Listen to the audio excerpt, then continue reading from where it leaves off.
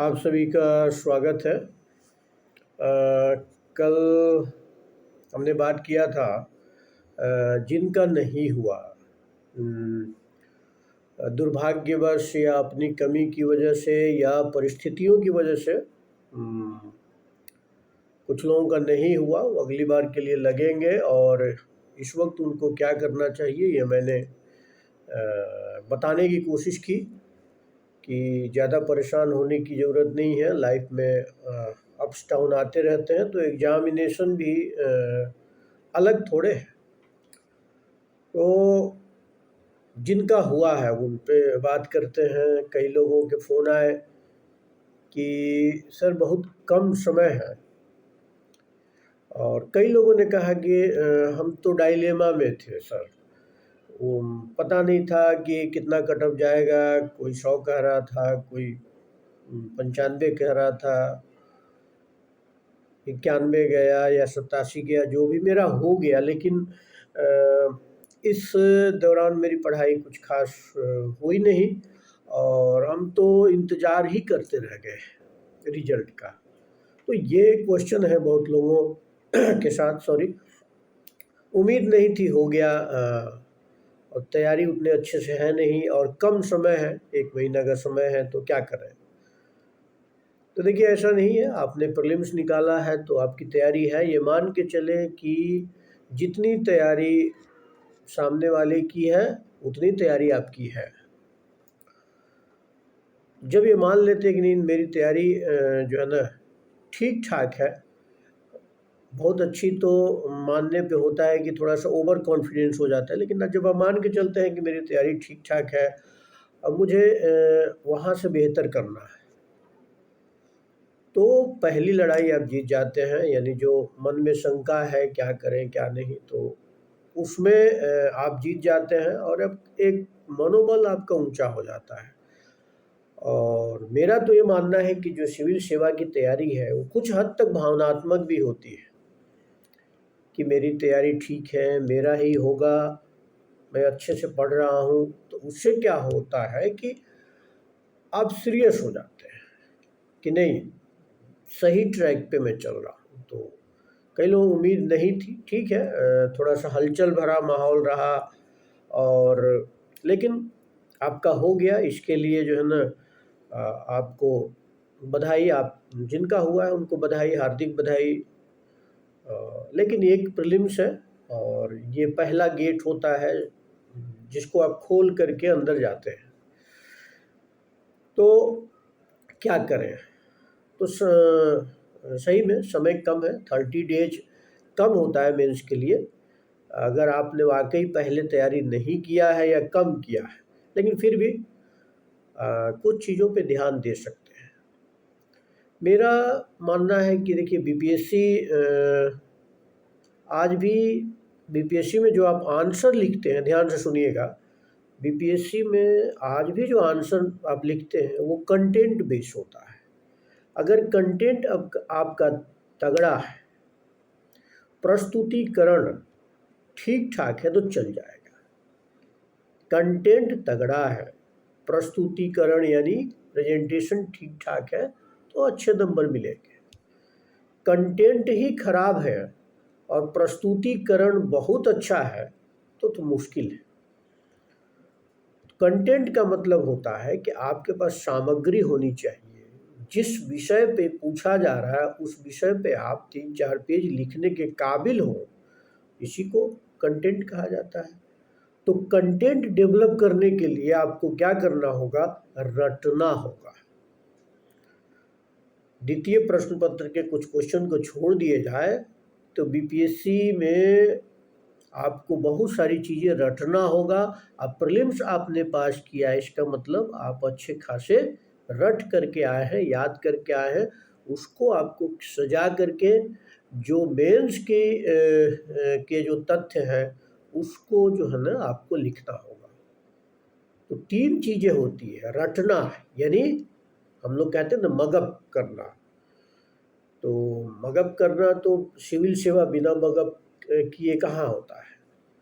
चाहे वो civil services मतलब यूपीएससी हो, चाहे प्रोविंशियल सिविल सर्विसेज हो, आपको रटना तो पड़ेगा। यहाँ पे डिस्क्लेमर ये है कि सभी क्वेश्चन पे लागू नहीं होता, सभी टॉपिक पे लागू नहीं होता है। ये मत समझिए कि मैं रटने के लिए कह रहा हूँ तो आप इसको दूसरे वे में नहीं लेना है। मतलब कुछ क्वेश्चन, कुछ टॉपिक आपको रटना ही पड़ेगा और समझ के रटना पड़ेगा, कुछ तो समझ के रटना होता है, तो उस पर ध्यान। रटने के साथ साथ लिखना, भले कम समय है, लास्ट के आप 10 दिन उतना भले न लिखें लेकिन अभी तो आप लिख सकते हैं, अभी खूब लिखिए। चाहे वो टेस्ट सीरीज के माध्यम से लिखिए, चाहे घर पे बैठ के लिखिए, चाहे समरी बनाइए, स्पीड बढ़ाइए। मैं तो ये कहता हूँ कि समरी लिखना बहुत ही ज़रूरी है और साथ साथ स्पीड बढ़ाइए। 2 डबल एस हो गया ना, समरी और स्पीड। समरी लिखिए, समरी से क्या होगा, लास्ट के 2-3 दिन या रहेंगे, उस वक्त आप अपने नोट्स को रिवाइज करके जा सकते हैं। तो समरी आप लिखिए। तो लिखना बहुत ज़रूरी है, खासकर 15 दिन तो आप लिखिए, इधर स्पीड बन जाएगा। लिखने का जो एक डर होता है ना, वो डर बहुत अच्छे तरीके से दूर कर देना है। होता क्या है कि बहुत लोगों को तो सामान्य परिचय भूमिका लिखने में दिक्कत होती है। तो अगर आपको दिक्कत होती है तो उसका बहुत हद तक समाधान अभी नहीं है। सिर्फ इतना समझिए, भूमिका लिखने के लिए आपको किसी भी टॉपिक का आप सामान्य परिचय से शुरू कर दीजिए। सामान्य परिभाषा जो आप जानते हैं, कोई जरूर नहीं किसी जो है ना व्यक्ति विशेष द्वारा या साइंटिफिक जो डिफिनीशन है उसी से आप शुरू करें, ऐसा कुछ नहीं है। वहीं से, जैसे मान लें कि गरीबी है, गरीबी का सामान्य परिभाषा देते हुए आप शुरू कर दीजिए और उसके बाद गरीबी का कोई रिपोर्ट वगैरह आया है, ठीक है, तो उसको डाल दीजिए। बिहार की स्थिति क्या है उसको डाल दीजिए। 4-5 लाइन आपका हो गया भूमिका। तो उसके चक्कर में मैं देखता रहता हूँ कि दिन भर लोग पूछते रहते हैं शुरुआत कैसे करें, शुरुआत कैसे करें। अरे कैसे भी करो, लेकिन ठीक से करो। एनसीईआरटी की 2-3 लाइन जो, या किसी भी किताब की अच्छी लाइन आपको लग रही है कि नहीं उसको इंट्रो में डाला जा सकता है तो आप डाल दीजिए। तो रटना यानी लर्न करना, उसके बाद लिखना और सोचना।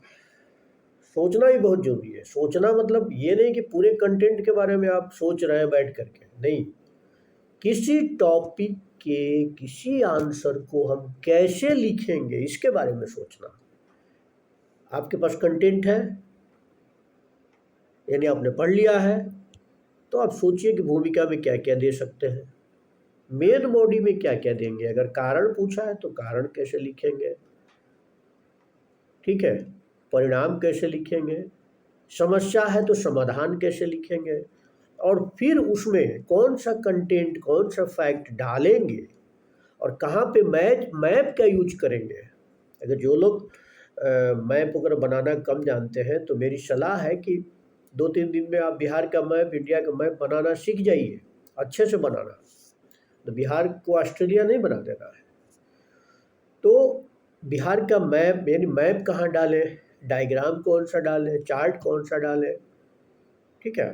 तो वो पे सोचना बहुत जो है ना आपके लिए फ़ायदेमंद होगा। क्यों?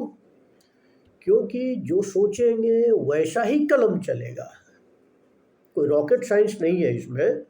जैसा आप सोचेंगे, जैसा लिखेंगे पहले, वैसा ही कलम चलेगा। नहीं तो वहाँ पता चला कि बीच में जाकर के बहुत लोग डाइवर्ट हो जाते हैं और बाद में आकर के कहते हैं कि सर बीच में हमने थोड़ा गड़बड़ कर दिया, यानी हमारा डायरेक्शन बदल गया। क्यों बदल जाता है?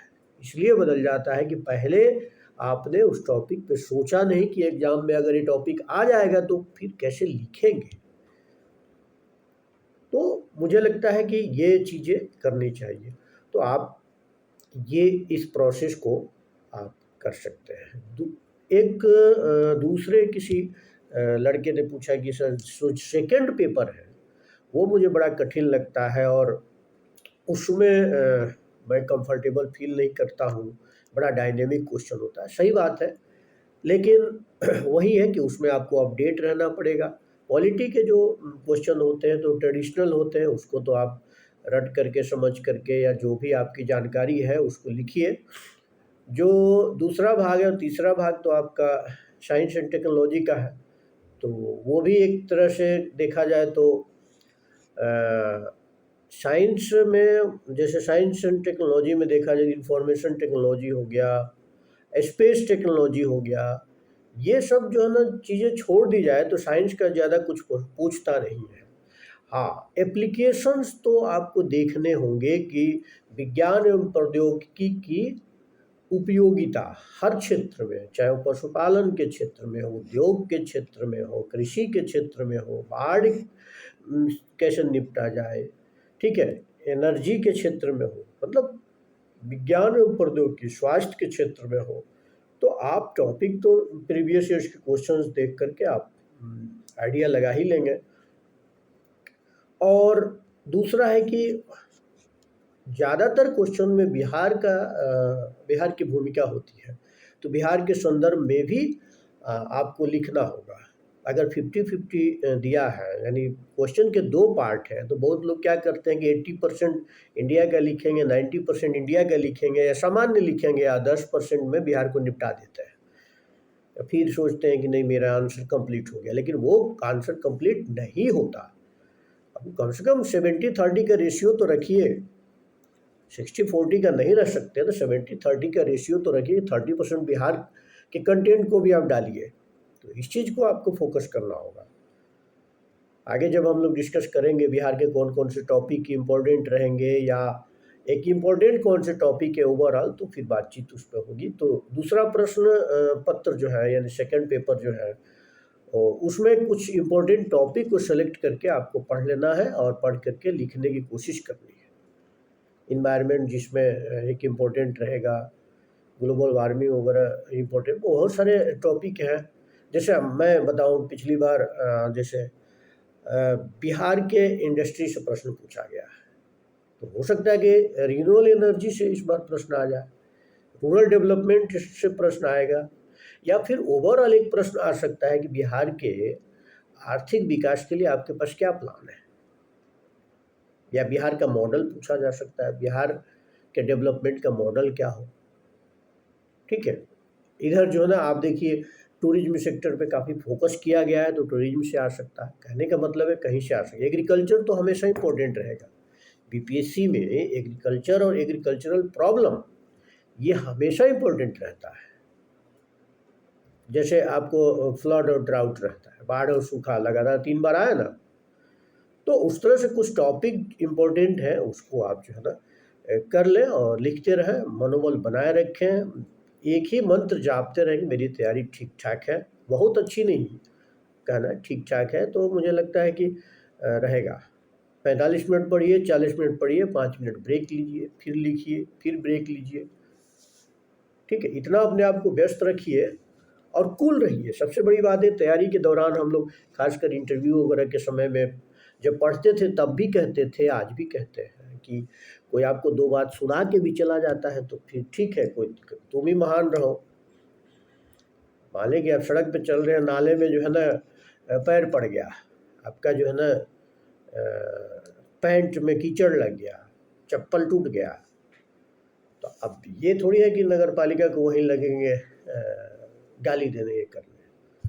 खासकर जब आप तैयारी कर रहे हैं, चुपचाप निकलिए, अपना साफ कीजिए, जाइए। मतलब स्ट्रेस नहीं लेना, अन्य चीज़ों पे स्ट्रेस नहीं लेना। प्रेशर लीजिए, पढ़ाई का प्रेशर रहता ही है, हम हमारे कहने से थोड़ी आप नहीं लीजिएगा, आप प्रेशर तो लीजिएगा, तो प्रेशर लीजिए, लेकिन अन्य बातों का बहुत ज़्यादा स्ट्रेस नहीं लेना चाहिए। ठीक है, और निबंध, फाइनली निबंध तो है ही, तो निबंध में कभी हम लोग डिस्कस बाद में करेंगे, लेकिन अभी इतना ही कीजिए कि जो सोशल इश्यूज के जो टॉपिक है उसको एक बार पढ़ लीजिए। और बहुत कुछ तो कर नहीं सकते, भाषा शैली पे आपकी पकड़ होनी चाहिए कि जो लिख रहे हैं वो उसमें फ्लो हो, उसमें गतिशीलता हो, और नॉलेज का उतना महत्व नहीं होता। जैसे मान लीजिए कि एक महिला सशक्तिकरण पे अगर कोई टॉपिक आ गया, तो डाटा उटा तो बाकी सारी आप पढ़ेंगे ही, लेकिन कुछ जैसे मान लीजिए कि श्लोक वगैरह लिख दिया, मनुस्मृति को भी लिख दिया, जैसे यत्र नार्यस्तु पूजन्ते रमन्ते तत्र देवता, है ना, उसको बता दिया। ये वैदिक काल में बता दिया कि महिलाओं की क्या स्थिति थी इनिशियल स्टेज में, जब समाज का भी जो है ना विभाजन उस तरह से नहीं हुआ था, तो सभा समिति में भी जाती थी। तो उसी तरह से आज महिलाएं बढ़ी हैं, लेकिन एक कोटेशन, कुछ अच्छे कोटेशन आप लाइन चूज कर लो। जैसे आजकल विज्ञापन के दौर में क्या है, महिलाओं को वस्तु बना दिया गया है। एक कार का विज्ञापन होता है तो महिला खड़ी कर दी जाती है, तो व्यक्ति न होकर के वस्तु बनती जा रही है, खासकर जो है ना ये उपभोगवाद के दौर में। कहने का मतलब कुछ कोटेशन अच्छे आप डाल दिए। बिहार की संस्कृति, भारत की संस्कृति, जैसे भारत की संस्कृति की बात करें तो ये बहुरंगी संस्कृति है ना, मोज़ेक कल्चर है। अमेरिकन कल्चर से तुलना करें तो मेल्टिंग कल्चर है। कहने का मतलब है कुछ चीज़ें जो एग्जामिनर को उत्साहित कर दे पढ़ने के लिए, तो वो आप कीजिएगा। फिर तो थोड़ा बहुत देख लीजिए, कहीं से कुछ मॉडल वगैरह टॉपिक मिल जाता है। एडिटोरियल तो आप पढ़ते ही रहते होंगे, तो कभी डिस्कस इस पे करेंगे हम लोग। तथ्यों का महत्व है, अंत में मैं यही कहूँगा कि तथ्यों का महत्व है। तथ्यों को याद कीजिए, कठिन शब्दों को याद करके जीएस के पेपर में लिखिए। तो तथ्यों को याद कीजिए, डायग्राम अच्छे से बनाइए, मैप का जहाँ ज़रूरत है वहाँ यूज कीजिए, मनोबल को ऊंचा रखिए, और तब ठीक रहेगा। और फिर कभी हम लोग बातचीत करेंगे। बहुत बहुत धन्यवाद।